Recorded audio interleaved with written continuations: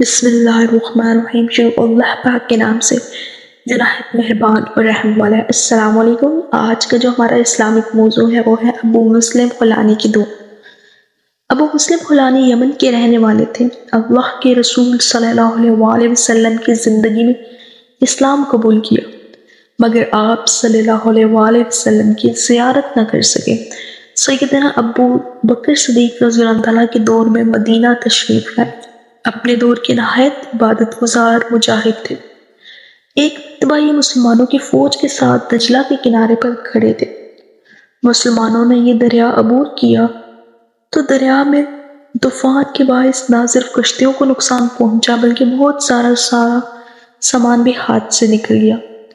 دجلہ کی لہریں مختلف اشیاء کنارے پر پھینک رہی تھی۔ سیدنا ابو مسلم خولانی رحمت علیہ السلام نے فوج سے مخاطب ہوئے اور کہا، ہم اللہ کے بندے ہیں اور اس کے سپاہی، اس کے دین کی دفاع کے لیے نکلے۔ ہمارا رب ہم پر مہربان ہے، وہ ہماری دعاؤں کو یقیناً سنتا ہے۔ سپاہیوں کی طرف متوجہ ہوئے اور فرمایا، اگر تم میں سے کسی کا کوئی سامان گم ہو گیا ہے تو مجھے بتائیے، میں اپنے رب سے دعا کرتا ہوں۔ ایک شخص کھڑا ہوا اور عرض کیا، میرا تھیلا گم ہو گیا۔ انہوں نے دعا کے لیے ہاتھ اٹھا دیا، پھر اس شخص سے فرمایا، میرے پیچھے آؤ۔ وہ شخص آپ کے پیچھے گیا تو اس نے دیکھا کہ اس کا تھیلا کسی چیز کے ساتھ اٹکا ہوا دریا کے کنارے پڑا تھا۔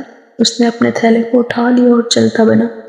اللہ رب العزت نے اپنے بہت مجاہد کی دعا کو قبول فرما لیا۔ بے شک وہ سنتا ہے اور نوازتا بھی ہے۔ ملتے ہیں ایک نئے اسلامک لیسن کے ساتھ، تب تک کے لیے اللہ حافظ۔